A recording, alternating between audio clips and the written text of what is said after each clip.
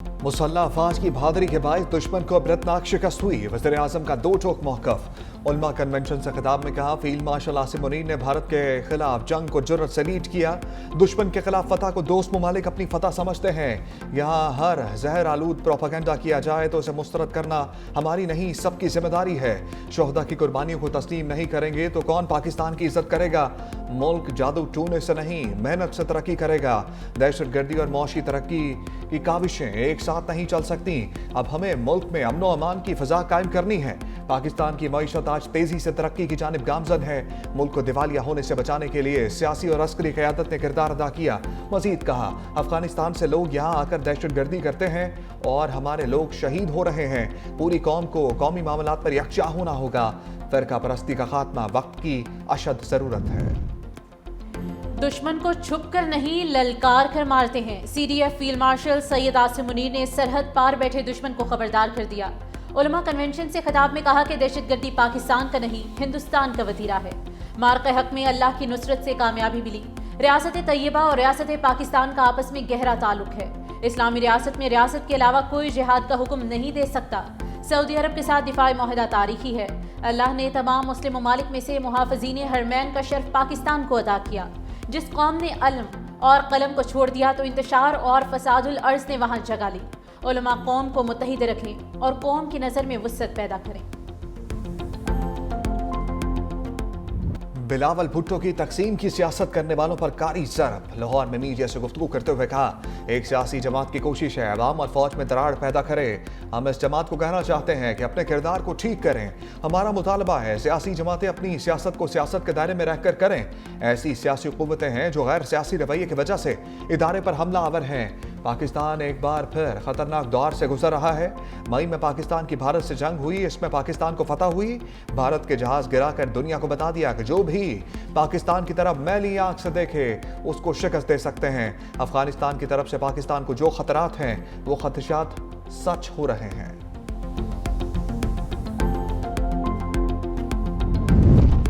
क्या पीटीआई में तब्दीली आ गई? मज़ाहमत से मफाहमती ट्रैक अपनाने को तैयार। 20 और 21 दिसंबर को कौमी कॉन्फ्रेंस बुलाने का ऐलान। तहरीक इंसाफ का पीपल्स पार्टी से राब्ते का फैसला। राब्ता तहरीक तहफ़्फ़ुज़ आईन पाकिस्तान के प्लेटफॉर्म से होगा। पीपल्स पार्टी को 2 रोज़ा कौमी कॉन्फ्रेंस में शिरकत की दावत दी जाएगी। मुस्लिम लीग नून को कौमी कॉन्फ्रेंस में दावत नहीं दी जा रही।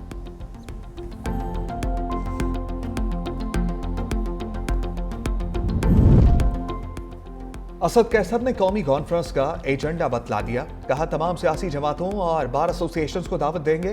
पीटीआई अपना कौमी एजेंडा जारी करेगी। बानी पीटीआई को इंसाफ मिलना चाहिए। बानी पीटीआई से किसी को मुलाकात की इजाजत नहीं दी जा रही। बैरिस्टर गौहर बोले, मैंडेट चोरी होने के बावजूद हम असेंबली में बैठे। अदालती अहकामात के मुताबिक बानी से मुलाकात होनी चाहिए। हम आपस में लड़े तो तीसरी कुव्वत फायदा उठाएगी। अवाम को तैश ना दिलाएं। अदालती अहकामात पर अमल दरामद होना चाहिए।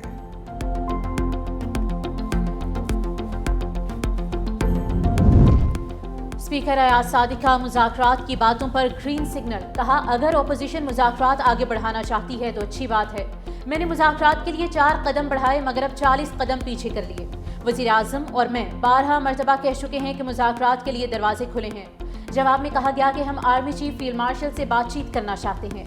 हिज़्ब इख्तिलाफ हालात को इस नहज पर ले गई जहाँ वापसी शायद नामुमकिन है। अदलिया और फौज मुखालिफ ट्वीट किए गए। 12 मरतबा कह चुका हूं कि फ्लोर को फौज अदलिया मुखालिफ बयान के लिए इजाजत नहीं दूंगा।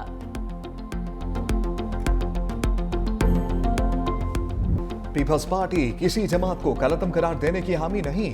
शर्जील मेमन का दो टोक मौक़िफ़। कहा, सियासी जमातें भी वो राह तैयार ना करें जो बंद गली में जाए। अलीमा खान हो या कोई और खातून हमारे लिए काबिल एहतराम हैं।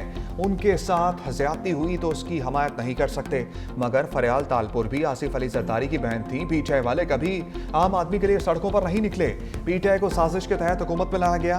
बानी पीटीआई के पास कोई मैंडेट नहीं। इस शख्स ने हमारे में गालम गलोच को फरोग दिया।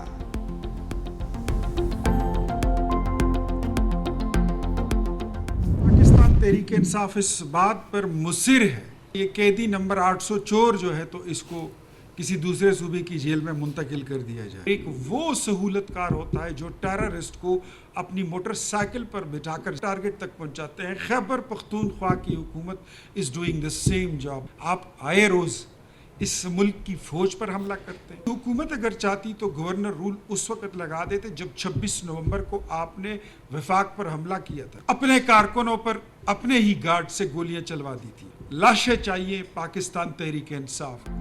इख्तियार वली की पीटीआई की सफ़ों पर लफ्ज़ी शेलिंग। धुआंधार प्रेस कॉन्फ्रेंस में कहा कि बानी तहरीक इंसाफ से मुज़ाकरात के तमाम दरवाजे बंद हो चुके।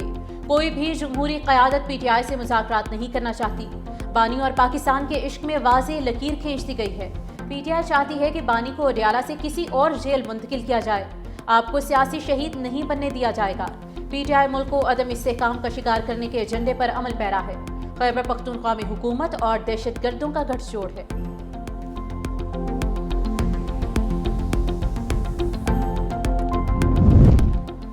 वज़ीर मुमलिकत ओन चौधरी का 9 मई के मास्टरमाइंड को सामने लाने का मुतालबा। कहा चंद दिनों से मुसल्लह अफवाज के खिलाफ मुहिम चलाई जा रही है।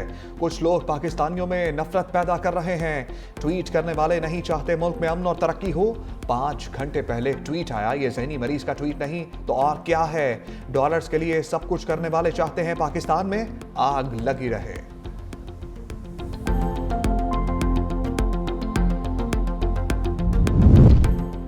अडयाला के बाहर एहतजाज करने वालों के खिलाफ एक्शन पर पुलिस की वजाहत। रावलपिंडी पुलिस का कहना है कि रावलपिंडी में दफा 144 पर अमल दरामद जिम्मेदारी है। रात मुलाकात का वक्त नहीं, बगैर अदालती हुक्म मुलाकात की इजाजत नहीं दी जा सकती। रावलपिंडी पुलिस ने धरने के दौरान भरपूर तहम्मुल का मुजाहरा किया। शरपसंदों को मुंतशिर करने के लिए वाटर कैनन का इस्तेमाल करना पड़ा। अडयाला जेल इंतजामिया ने फैमिली और वकला की बानी से मुलाकात कराने से इनकार किया था। बानी की तीनों बहनों ने अडयाला जेल के करीब नाके पर धरना दिया था।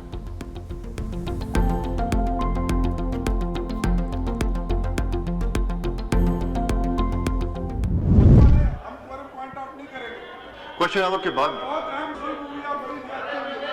के बाद आपको टाइम दे सकते हैं। क्वेश्चन आवर के बाद टाइम दे देंगे आप। हुकूमत कौमी असम्बली में कोरम पूरा ना कर सकी। इजलास गैर मुअय्यना मुद्दत के लिए मुलतवी। पीपल्स पार्टी के अरकान का शदीद एहतजाज। पैनल ऑफ चेयरपर्सन अली जहाद की ज़ेर सदारत कौमी असम्बली का इजलास। तारिक फजल चौधरी के खिताब के दौरान अपोजिशन अरकान का शोर शराबा। पैनल ऑफ चेयरपर्सन अपोजिशन अरकान को नारेबाजी से रोकते रहे। पीटीआई अरकान की बानी पीटीआई के हक में नारेबाजी। मुलाकातों पर आयद पाबंदी हटाने का मुतालबा।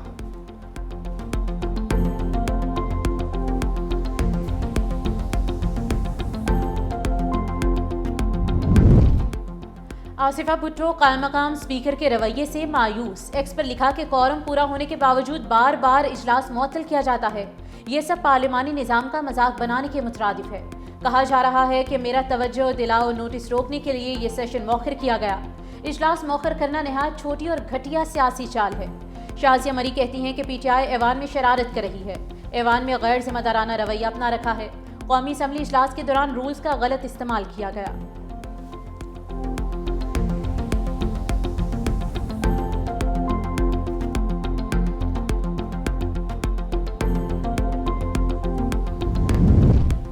लाहौर में बसंत कब होगी, तारीख सामने आ गई। वज़ीर आला पंजाब मरियम नवाज की बसंत मनाने की मंजूरी। बसंत 6 से 8 फरवरी को मनाई जाएगी। मरियम नवाज कहती हैं 25 साल के बाद बसंत का तारीखी त्यौहार मनाया जाएगा। बसंत ऑर्डिनेंस के मुताबिक कानून पर अमल दरामद कराएंगे। लाहौर में हर मोटरसाइकिल पर सेफ्टी रॉड लगाना लाजमी होगा।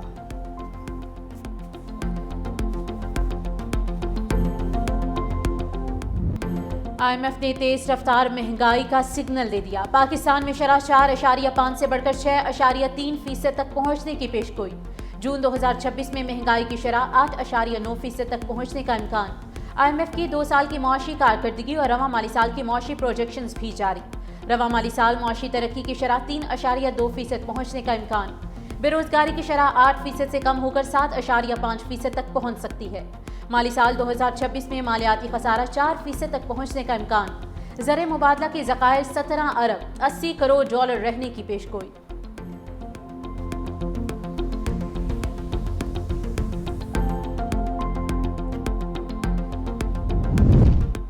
एशियाई तरक्याती बैंक की पाकिस्तान पर मौशी रिपोर्ट आ गई।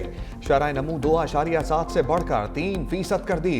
गुज़श्ता माली साल की आखिरी तिमाही में तरक्की की शरह 5.7% रिकॉर्ड। बड़ी सनतों की पैदावार में तेजी आई। रवा माली साल में भी मजबूत बेहतरी मुतवक्के है। 2025-26 की ग्रोथ में भी बेहतरी। कारोबारी माहौल साजगार करार दिया गया। जून 2025 के सैलाब के बावजूद मौशी रफ्तार बरकरार रही।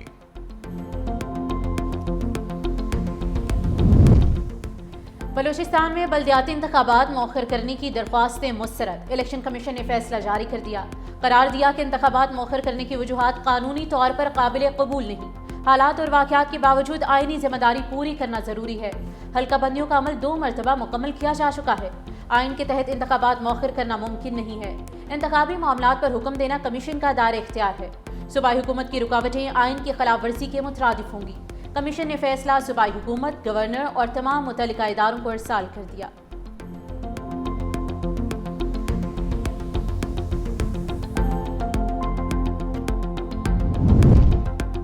रजब भट्ट और नदीम नानीवाला को बड़ा रिलीफ मिल गया। इस्लामाबाद हाई कोर्ट ने 10 रोज की हिफाजती जमानत मंजूर कर ली।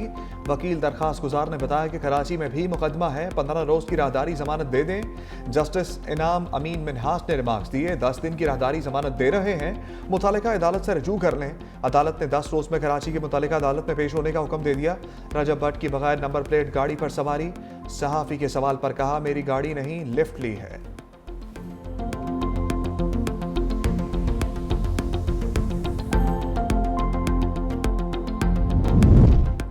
वफाकी हुकूमत ने जून 2026 तक मुल्क भर में आधी तजावुजात का खात्मा करने का हदफ मुकर्रर कर दिया।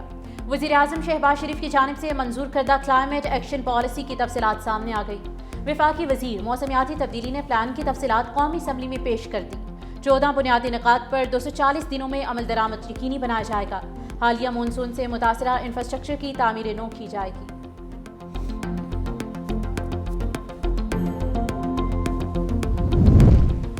सिंध में खवातीन को स्कूटीज की तकसीम का दूसरा मरहला। सीनियर वज़ीर सिंध शर्जील मेमन की ज़ेर सदारत इजलास सूबे भर में जारी और आइंदा शुरू होने वाले ट्रांसपोर्ट और मोबिलिटी मनसूबों का तफसीली तबादला ख्याल।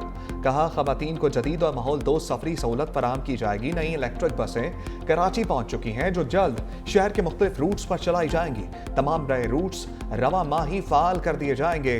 शहर की मरकजी शाहराहों पर मजीद डबल डैकर बसों को शामिल किया जाएगा।